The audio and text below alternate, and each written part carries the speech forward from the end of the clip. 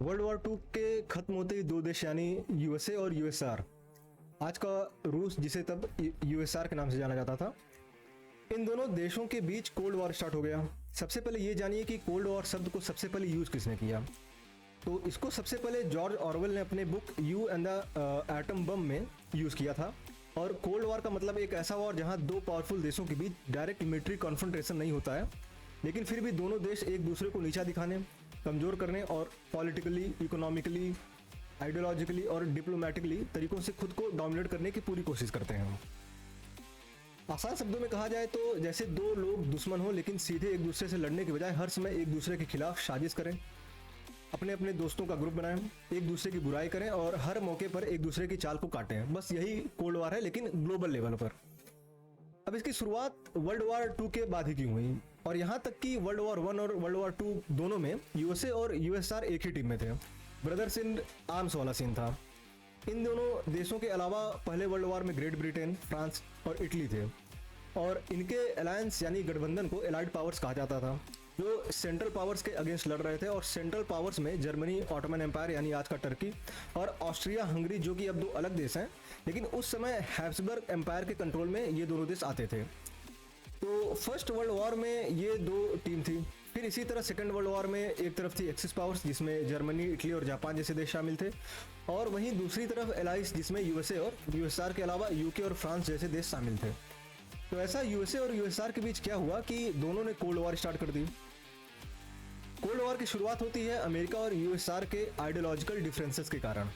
मतलब एक तरफ अमेरिका कैपिटलिज्म और डेमोक्रेसी को बढ़ावा देता था, और वहीं दूसरी तरफ सोवियत यूनियन यानी यूएसएसआर कम्युनिज्म को सपोर्ट करता था। एक चीज़ और, ये कोल्ड वॉर जो है 1945 में शुरू हुआ और 1991 में ख़त्म होता है। वो कैसे ख़त्म होता है इसके बारे में मैं आगे वीडियो में बताऊंगा। दूसरा मेन रीज़न था याल्टा और पोट्सडैम कॉन्फ्रेंसेस। इन दो कॉन्फ्रेंसेस ने ही कोल्ड वॉर का बेस तैयार किया। अब पहले जानते हैं कि याल्टा कॉन्फ्रेंस में क्या हुआ था। तो ये कॉन्फ्रेंस क्रीमिया में 4 से 11 फरवरी 1945 के बीच हुआ था। क्रीमिया जो है एक मतलब आप कह सकते हो यूएसआर का ही पार्ट था, जो कि बाद में जब यूएसआर से यूक्रेन अलग हुआ तो ये यूक्रेन के हिस्से में गया। लेकिन 2014 में जो है फिर से रशिया ने इसे अपने कब्जे में ले लिया था। तो क्रीमिया में ही 4 से 11 फरवरी को 1945 में ये याल्टा कॉन्फ्रेंस हुआ था। इस कॉन्फ्रेंस में अमेरिका के president Franklin D Roosevelt, UK के प्राइम मिनिस्टर विंस्टन चर्चिल और सोवियत यूनियन के नेता जोसेफ स्टालिन थे। इस सम्मेलन का मेन उद्देश्य था वर्ल्ड वॉर टू के बाद जो यूरोपियन कंट्रीज थी जो युद्धग्रस्त थी उन देशों को रिस्टैब्लिश करना, और साथ ही साथ जर्मनी को 4 भागों में बांटना था, और साथ ही पोलैंड की सीमाओं का सीमांकन करना था, और उसके भविष्य को लेकर भी इस सम्मेलन में बातें की कि कैसे फ्री इलेक्शंस हो। जर्मनी को डिवाइड करने का कारण ये था कि इसको वर्ल्ड वॉर वन और वर्ल्ड वॉर टू का दोषी ठहराया गया, और साथ ही साथ फ्यूचर में जर्मनी फिर से कोई वार न छेड़ दे और यूरोप में शांति बनी रहे। इसकी वजह से जर्मनी को डिवाइड किया गया। यूनाइटेड नेशंस को इस्टेब्लिश करने का डिसीजन भी इसी सम्मेलन में लिया गया। इस सम्मेलन में जर्मनी को 4 भागों में बांट दिया गया, जिसमें साउथ जर्मनी अमेरिका के कंट्रोल में था, नॉर्थ जर्मनी ब्रिटेन के कंट्रोल में था, वेस्ट का पार्ट फ्रांस के कंट्रोल में था, और पूर्वी हिस्सा यूएसआर के कंट्रोल में था। अच्छा, एक इम्पॉर्टेंट बात ये थी कि ये बिग 3 नेताओं की 3 प्रमुख बैठकों में दूसरी थी, क्योंकि इसके पहले तेहरान सम्मेलन हुआ था 1943 में, और पोट्सडैम कॉन्फ्रेंस तीसरी बैठक थी। और ये जो कॉन्फ्रेंस हुआ था ये वर्ल्ड वॉर टू के दौरान ही हुआ था, जब वॉर लास्ट स्टेज पर था और जर्मनी की हार तय थी, और पोट्सडैम कॉन्फ्रेंस लगभग युद्ध खत्म हो चुका था उसके बाद हुआ था। याल्टा कॉन्फ्रेंस को लेकर काफ़ी विवाद हुआ, जिसमें ये वादा किया गया था कि ईस्टर्न यूरोपियन देशों में फ्री इलेक्शन होंगे, लेकिन स्टालिन ने रोमानिया, बुल्गारिया और हंगरी जैसे देशों में कम्युनिस्ट सरकारों का गठन किया, जिससे कोल्ड वॉर और तेजी से इंटेंस होने लगा। शॉर्ट में कहा जाए तो याल्टा कॉन्फ्रेंस ने कोल्ड वॉर की नींव रखी। वेस्टर्न कंट्रीज सोच रहे थे कि शांति समझौता हुआ है, लेकिन कुल मिलाकर ये यूएसएसआर का विस्तार था जिसने आधा यूरोप अपने साथ ले गया।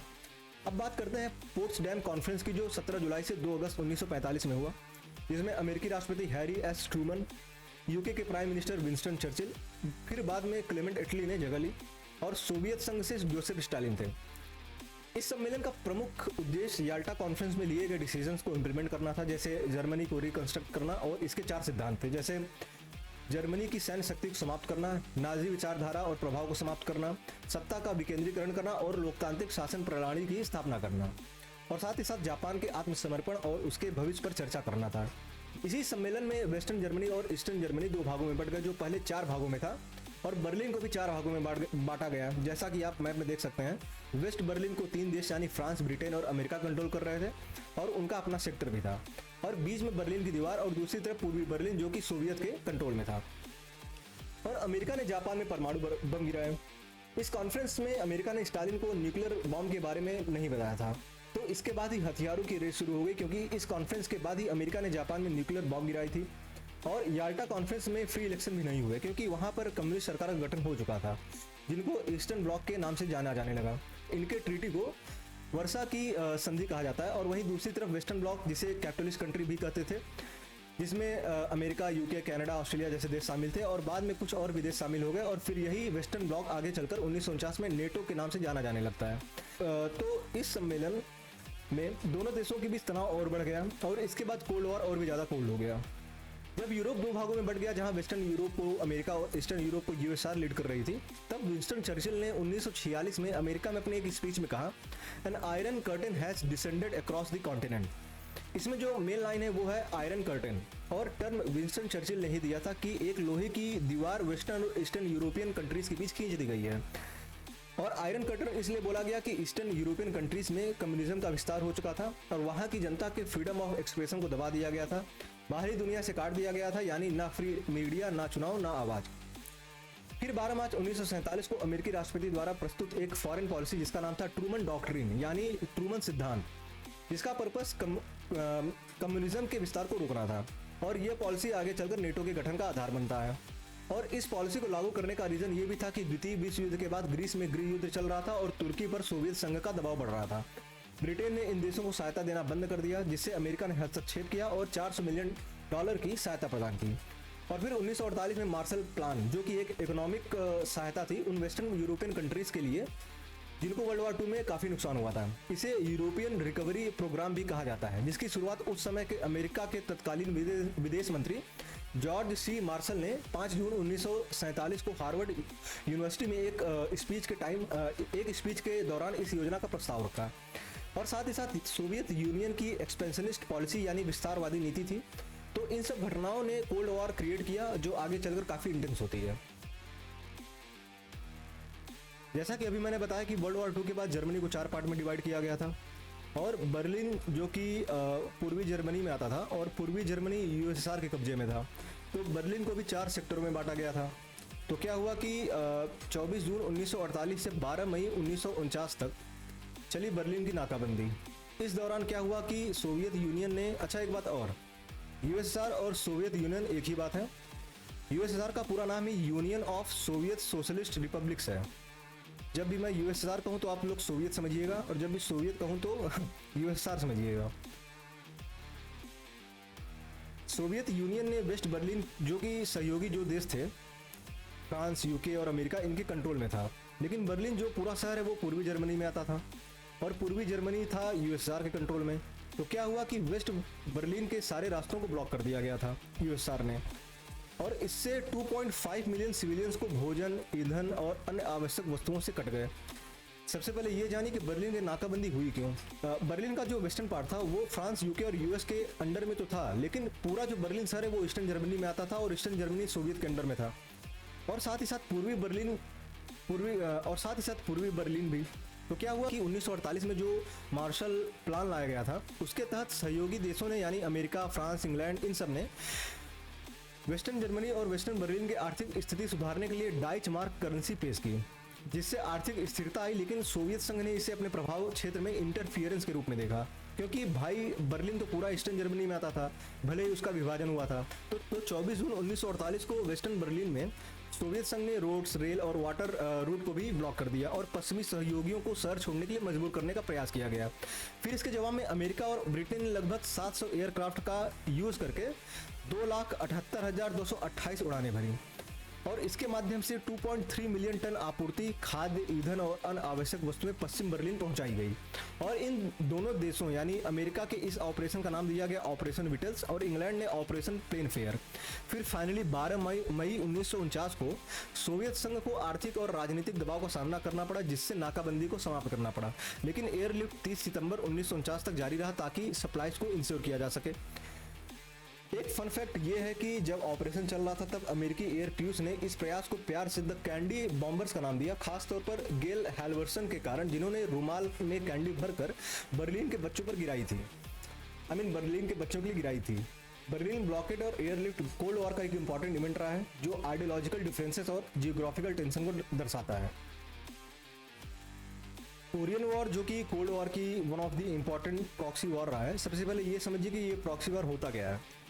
तो कोल्ड वॉर के समय प्रॉक्सी वॉर काफ़ी हुए, जैसे कोरियन वॉर, वियतनाम और अफगानिस्तान वॉर, जिसके बारे में मैं आगे बताऊंगा। तो इसका मतलब ये होता है कि जब दो बड़े पावरफुल कंट्रीज आपस में ना लड़कर किसी तीसरे देश या ग्रुप के जरिए लड़ती है, यानी कि उन कंट्रीज के लोगों को वेपन्स, पैसे देकर, ट्रेनिंग देकर लड़वाया जाता है दूसरे देश के खिलाफ। और तो यही चीज़ हुई कोरियन वॉर, वियतनाम और अफगानिस्तान के वॉर में।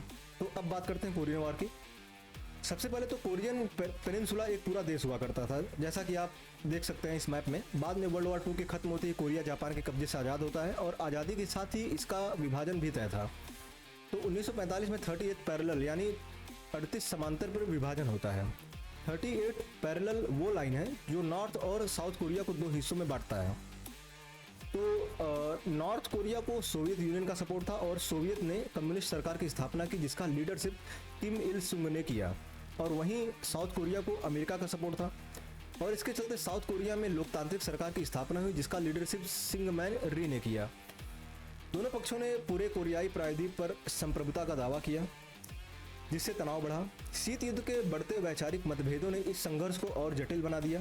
फिर 25 जून 1950 को नॉर्थ कोरियन सैनिकों ने साउथ कोरिया पर अटैक कर दिया, जिसे ऑपरेशन पोक पुंग नाम दिया गया और जिससे कोरियन वॉर की शुरुआत होती है। संयुक्त राष्ट्र सुरक्षा परिषद ने तुरंत एक प्रस्ताव पारित किया जिसमें सभी सदस्य देशों से दक्षिण कोरिया की रक्षा के लिए बल प्रयोग करने को कहा गया, जिसमें 16 देश की सेनाएं शामिल थी। इस प्रकार युद्ध एक अंतर्राष्ट्रीय कॉन्फ्लिक्ट बन गया जिसमें अमेरिका और उसके सहयोगी दक्षिण कोरिया का समर्थन कर रहे थे, जबकि सोवियत संघ और बाद में अक्टूबर 1950 में चीन ने भी उत्तर कोरिया का समर्थन किया। मैं ज़्यादा डिटेल में नहीं जाऊँगा, मैं इस वॉर के ऊपर एक अलग से वीडियो बनाकर अच्छे से एक्सप्लेन कर दूंगा। तो 1953 को 27 जुलाई का वो दिन था जब संयुक्त राष्ट्र ने उत्तर कोरिया और दक्षिण कोरिया के बीच एक युद्ध विराम समझौता हुआ। इस समझौते के तहत डीमिलिटराइज्ड जोन यानी गैर सैनिकृत क्षेत्र की स्थापना हुई, जो आज भी उत्तर और दक्षिण कोरिया को विभाजित करता है। कोरियन वॉर ने कोरियन पेनिनसुला को नहीं बल्कि पूरे वर्ल्ड को इफेक्ट किया। दो देशों की वॉर ने एक पूरे प्रायद्वीप को विभाजित करके अपने मन की गवर्नमेंट को फॉर्म किया। वार्सा ट्रीटी, जिसे ट्रीटी ऑफ फ्रेंडशिप, कोऑपरेशन और म्यूचुअल असिस्टेंस भी कहा जाता है, एक राजनैतिक और सैन्य गठबंधन था। ये ट्रीटी सोवियत संघ और उसके पूर्वी यूरोपीय सहयोगियों के बीच 14 मई 1955 को वार्सा पोलैंड में हुई थी। इसका मेन पर्पस यूरोप में नेटो का सामना करना था, जो 1949 में वेस्टर्न कंट्रीज द्वारा बनाया गया था। इसके गठन का कारण ये था कि जब पश्चिम जर्मनी को नेटो में शामिल किया गया, सोवियत संघ ने पूर्वी यूरोप में अपने प्रभाव को मजबूत करने के लिए वार्सा संधि का गठन किया। 18 जुलाई 1955 को स्विट्जरलैंड के जिनेवा में आयोजित हुई कोल्ड वॉर के दौरान एक इम्पॉर्टेंट डिप्लोमेटिक एफर्ट था, जो पश्चिमी देशों और सोवियत संघ के बीच टेंशन को कम करने का प्रयास था। ये कॉन्फ्रेंस 1945 के पोट्सडम सम्मेलन के बाद पहली बार था जब अमेरिका, फ्रांस, ब्रिटेन और सोवियत संघ के लीडर्स ने फेस टू फेस मुलाकात की। इस सम्मेलन में अमेरिका के राष्ट्रपति ड्वाइट डी आइजनहाइवर, ब्रिटेन के प्रधानमंत्री एंथनी ईडन, फ्रांस के प्रधानमंत्री एडगर फॉरे और सोवियत संघ के प्रधानमंत्री और पार्टी के प्रथम सचिव निकिता क्रुश्चेव और निकोलाई बुल्गारिन ने भाग लिया था। सम्मेलन का मुख्य उद्देश्य डिसआर्मामेंट यानी निरस्त्रीकरण, जर्मनी को एक करने पर बात हुई और इकोनॉमिक रिलेटेड रिलेशंस को बेहतर करने पर बात हुई। इस टॉपिक पर विस्तार से चर्चा की जाएगी। बस इतना जान लीजिए कि वार्सा संधि ने सोवियत प्रभाव को मजबूत किया, जबकि जिनेवा सम्मेलन ने तनाव को कम करने की कोशिश की। इन दोनों घटनाओं ने वैश्विक राजनीति को आकार दिया और शीत युद्ध की गतिशीलता को समझने में महत्वपूर्ण है। हालांकि सम्मेलन में कोई ठोस समझौते नहीं हुए, लेकिन यह शीत युद्ध के तनाव को कम करने की दिशा में एक सकारात्मक कदम था। 4 अक्टूबर 1957 को जब सोवियत यूनियन ने स्पुतनिक 1 नाम का सैटेलाइट जब स्पेस में भेजा, ये यूएसएसआर के लिए बहुत बड़ा अचीवमेंट था। इस इंसिडेंट ने कोल्ड वॉर के दौरान अमेरिका और सोवियत संघ के बीच अंतरिक्ष दौड़ को जन्म दिया। इस घटना ने अमेरिका के लिए गहरी चिंता प्रकट कर दी और अमेरिका को लगा कि इसके through Soviet intercontinental ballistic missiles develop कर सकता है। इसी के चलते 1958 में अमेरिका ने नासा की स्थापना की ताकि यूएसएसआर से स्पेस में भी कम्पीट किया जा सके। और अगर आज के समय की बात करें तो नासा से कोई कम्पीट नहीं कर सकता। और एक इम्पॉर्टेंट बात यह भी है कि उस समय स्पुतनिक के लॉन्च के पहले अमेरिका 1957 में सैटेलाइट लॉन्च करने की योजना बना रहा था। स्पुतनिक 1 एक टेक्नोलॉजिकल अचीवमेंट तो था ही, लेकिन साथ ही साथ उस समय के ग्लोबल लेवल पर बैलेंस ऑफ पावर को भी इन्फ्लुएंस करने वाली घटना थी और अमेरिका और सोवियत के बीच स्पेस रेस को भी ट्रिगर कर दिया।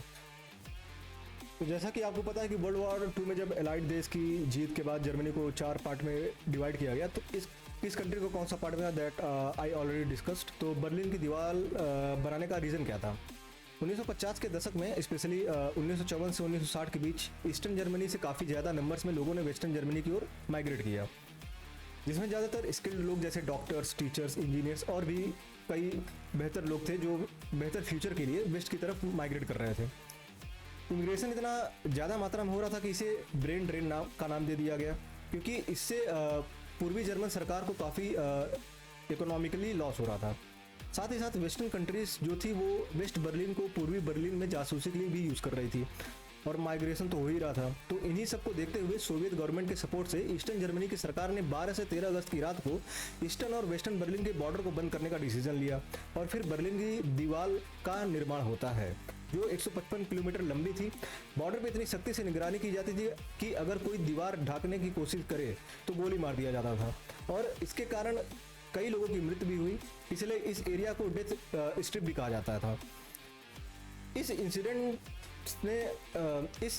ने कोल्ड वॉर को और भी ज़्यादा कोल्ड कर दिया। 1980 का जो डिकेड था उस वक्त तक सोवियत सरकार थोड़ा वीक हो गई थी और फिर 1989 में बड़े स्केल में जब प्रोटेस्ट हुए तब पॉलिटिकल प्रेशर के कारण बर्लिन की दीवार को खोला गया और इस इंसिडेंट ने जर्मनी को यूनिफाइड किया। और फिर फाइनली 3 अक्टूबर 1990 को जब मंजूरी दी गई कि Germany is going to be unified, फिर उसके बाद दीवार को तोड़ा गया और कई जर्मन्स ने जो दीवार के टुकड़े थे उनको एज अ मेमेंटो अपने पास रख लिया ताकि उनको ये इंसिडेंट याद रहे। 1959 में जब फिडेल कैस्ट्रो ने उस समय का जो क्यूबन रूलर था फुल्गेंशियो बटिस्टा, WWE वाला नहीं जिसको अमेरिकन सपोर्ट प्राप्त था, उसको उखाड़ फेंका और कैस्ट्रो नया लीडर बन गया क्यूबा का और उसने क्यूबा में कम्युनिस्ट गवर्नमेंट की स्थापना की और जिसका सपोर्ट यूएसएसआर ने किया। एक और प्रॉक्सी वॉर होने जा रही थी जो कि बहुत ही ज़्यादा इंटेंस आप कह सकते हो था उस वक्त कोल्ड वॉर के टाइम। यानी जब बटिस्टा का रूल था तो उसे अमेरिका का सपोर्ट था और जब कैस्ट्रो आया तो उसको सोवियत सपोर्ट मिला और उस वक्त यूएसएसआर का लीडर था निकिता क्रुश्चेव। तो इसका मतलब कुल मिलाकर एक और प्रॉक्सी वॉर क्रिएट करना था जैसे कि कोरिया वॉर में हुआ था। और अमेरिका के लिए टेंशन की बात यह थी कि अब सोवियत फोर्सेस और मिसाइल्स अमेरिका के एकदम नज़दीक आ गई थी, क्योंकि अगर आप मैप देखोगे तो क्यूबा जस्ट अमेरिका के नीचे है। अमेरिका ने क्यूबा से सारे पॉलिटिकल रिलेशंस कैंसिल कर दिए। अमेरिका ने क्या किया कि बे ऑफ पिग्स के माध्यम से कैस्ट्रो को क्यूबा से हटाने के लिए अटैक किया और ये attack as a guerrilla warfare के जरिए था और इसलिए अमेरिका ने ग्वाटेमाला में कैंप भी लगाया ताकि लोगों को ट्रेन किया जा सके। एक्चुअली सीन ये था कि 14 अक्टूबर 1962 को American Lockheed U-2 photo reconnaissance aircraft, ये एयरक्राफ्ट स्पेशली गुप्त रूप से फोटोज कैप्चर करता है। तो इस एयरक्राफ्ट ने क्यूबा में सोवियत मिसाइल्स के ठिकानों को कैप्चर किया। यह खोज अमेरिका के लिए एक गंभीर खतरा थी क्योंकि ये मिसाइलें यूएसए के अधिकांश भागों पर हमला कर सकती थी। उस वक्त के American president John F Kennedy को जब इसके बारे में पता चला तो उसने 22 अक्टूबर 1962 को टेलीविजन पर भाषण देकर क्यूबा के आसपास नौसेना की नाकेबंदी यानी क्वारंटीन की घोषणा की, जिसका उद्देश्य आक्रामक हथियारों की आपूर्ति को रोकना था। और बाद में 25 अक्टूबर 1962 को यूएस आर्म्ड फोर्सेस को डेफकॉन 2 और डेफकॉन 3 पर लाया गया। डेफकॉन या डिफेंस कंडीशन एक मिलिट्री अलर्ट सिस्टम है जो यूएस आर्म्ड फोर्सेस द्वारा यूज किया जाता है, यानी कि युद्ध या हमले की संभावना कितनी गंभीर है और सेना को कितनी तत्परता में रहना चाहिए। जैसा कि आप इस इमेज में देखिए 5 लेवल होते हैं, जितना कम डेफकॉन लेवल उतना ज़्यादा रिस्क। फिर क्या हुआ कि यूएसएसआर के नेता निकिता क्रुश्चेव ने यूएस को वार्निंग दी कि ये जो क्वारंटीन किया गया है इसको अमेरिका हटा ले और इसी दिन यानी 27 अक्टूबर को ही सोवियत फोर्सेस ने अमेरिकन स्पाई एयरक्राफ्ट U-2 को गिरा दिया। वही एयरक्राफ्ट जिसने मिसाइल्स की फोटो ली थी। और फिर क्या हुआ कि सिचुएशन इतनी इंटेंस हो गई कि सोवियत सबमरीन B-59 पर अमेरिकन नेवी द्वारा बॉम्ब फेंके गए, जिससे सिचुएशन और इंटेंस हो गई और न्यूक्लियर वार का खतरा मंडराने लगा। फिर 28 अक्टूबर 1962 को निकिता क्रुश्चेव ने क्यूबा से मिसाइल हटाने के लिए अनाउंस किया, लेकिन बदले में अमेरिका को क्यूबा पे अटैक ना करने का एश्योरेंस मांगा। इस इंसिडेंट ने न्यूक्लियर वार का सीन काफ़ी ज़्यादा क्रिएट कर दिया। और साथ ही साथ जब दोनों साइड्स ने एग्री किया, उसके बाद कैस्ट्रो को लगा कि उन्हें सोवियत की तरफ से धोखा मिला है। इससे USSR और क्यूबा के रिलेशंस में काफ़ी डाउनफॉल हुआ। और इन इंसिडेंट में एक तरफ से देखा जाए तो अमेरिका की विक्ट्री ही हुई। वियतनाम पहले फ्रांस की कॉलोनी थी, फिर बाद में वर्ल्ड वॉर 2 के टाइम जापान का कब्जा हो जाता है। लेकिन जापान के हार के बाद वर्ल्ड वॉर 2 में क्या होता है कि हो ची मिन के लीडरशिप में वियतनाम के लोगों ने इंडिपेंडेंस की मांग की, जिससे फ्रांस के अगेंस्ट वॉर स्टार्ट हुई। और हो ची मिन ने वियत मिन मूवमेंट स्टार्ट किया, जो सोवियत और चाइनीज़ कम्युनिज्म से इंस्पायर्ड था। फाइनली फ्रांस 1954 में हार गया और उसके बाद वियतनाम जिनेवा कॉन्फ्रेंस जो 1945 में हुआ था, उसके बाद 2 पार्ट्स में डिवाइड होता है।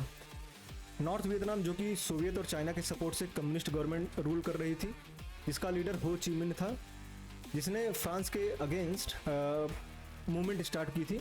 और साउथ वियतनाम जिसको USA सपोर्ट कर रही थी, और वहाँ डेमोक्रेटिक गवर्नमेंट जिसकी लीडरशिप नो दिन दिएम कर रहा था। नाम थोड़ा अटपटा है, इसलिए माफ़ करें अगर मैंने गलत बोला हो।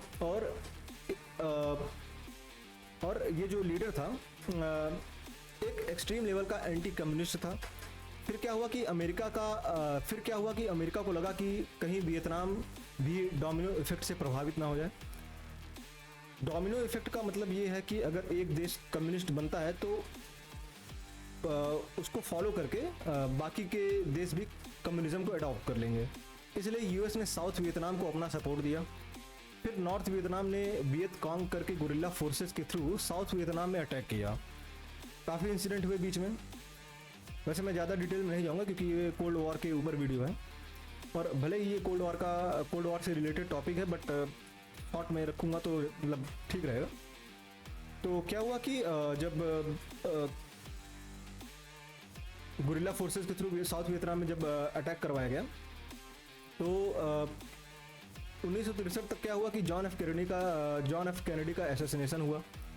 उसके बाद लिंडन बी जॉनसन प्रेसिडेंट बनता है और उसने भी वियतनाम में इंटरवीन किया। और फिर 1965 में ज़मीन पर सैनिक भेजे गए और US से काफ़ी सोल्जर्स मारे गए। फिर फाइनली 30 अप्रैल 1975 तक नॉर्थ ने साउथ वियतनाम पर कब्जा कर लिया। और उस वक्त का साउथ वियतनाम का प्रेसिडेंट दुआंग वान मिन ने सरेंडर कर दिया। इस वॉर में लगभग 2 मिलियन वियतनामी सिविलियंस मारे गए और 58,300 से अधिक US आर्म्ड फोर्स के सोल्जर्स और साथ ही साथ US सिटीजन्स इस वॉर के अगेंस्ट थे। तो इसके वजह से गवर्नमेंट में प्रेशर बढ़ा और फिर फाइनली मार्च 29, 1973 को अमेरिकन गवर्नमेंट ने अपने सभी आर्म्ड फोर्सेस को वापस बुला लिया। इस वॉर ने सिर्फ वियतनाम में नहीं बल्कि पूरे विश्व को प्रभावित किया और ये कोल्ड वॉर की सबसे इम्पॉर्टेंट इंसिडेंट मानी जाती है। दिसंबर 1979 में सोवियत यूनियन ने अफगानिस्तान पर अटैक कर दिया और अटैक करने का कारण था अफगानिस्तान की कम्युनिस्ट पार्टी को बचाना। और साथ ही साथ सोवियत सरकार को ये भी लग रहा था कि अमेरिका जो है वो अफगानिस्तान मुजाहिद को सपोर्ट कर रहा था, जो तख्ता पलट करने वाली थी। सबसे पहले ये जान लीजिए कि मुजाहिद का मतलब क्या होता है। मुजाहिद एक अरबिक वर्ड है जिसका मतलब होता है वो पर्सन जो इस्लाम को प्रोटेक्ट करने के लिए या एक्सपेंड करने के लिए जिहाद करता हो। इसलिए उस वक्त का सोवियत प्रेसिडेंट लियोनिड ब्रेजनेव ने अफगानिस्तान के कम्युनिस्ट पार्टी को सपोर्ट किया। 10 साल तक अफगानिस्तान में वॉर हुए और आज जो अफगानिस्तान की हालत है उसका ओरिजिन कोल्ड वॉर में ही हुआ था। तो 1989 आते आते यानी 15 मई 1988 से 15 मई 1989 तक सोवियत सैनिकों की वापसी हुई। पूरा डिटेल जानने के लिए आगे कभी इस पर विस्तार से चर्चा होगी। तो इस इंसिडेंट के बाद USSR को काफ़ी इकोनॉमिकली नुकसान हुआ और इंटरनेशनली USSR को काफ़ी क्रिटिसिज्म सुनना पड़ा। और यही इंसिडेंट के बाद कोल्ड वॉर अपने एंड पॉइंट पर पहुंचता है। कोल्ड वॉर का एंड सोवियत यूनियन में जो इंटरनल पॉलिटिक्स और इंटरनेशनल प्रेशर्स के चलते काफ़ी वीक हो चुका था। और साथ ही साथ उस समय के सोवियत यूनियन के प्रेसिडेंट मिखाइल गोर्बाचेव के रिफॉर्म्स ने भी सोवियत कंट्रोल को वीक किया।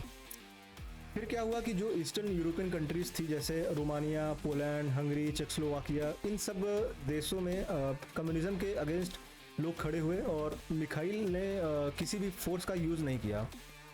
मिखाइल अब तक के सोवियत लीडर्स जो हुए थे पास्ट में, उनसे काफ़ी ज़्यादा लिबरल था। आई मीन कोल्ड हार्टेड नहीं था जो पहले के लीडर्स होते थे, कट्टर टाइप के, वो उसके अंदर वो कट्टरता नहीं थी। और इन सब प्रोटेस्ट में सबसे बड़ी घटना थी बर्लिन की दीवार। आई मीन जब सारे देश कम्युनिज्म के अगेंस्ट उठ खड़े हुए तो लोगों ने जब प्रोटेस्ट किया तो मिखाइल ने कुछ नहीं किया और बर्लिन की दीवार का टूटना सबसे बड़ी घटना थी, फॉल ऑफ बर्लिन वॉल, जो कि 9 नवंबर 1989 को होता है और जिससे जर्मनी फिर से एक होता है।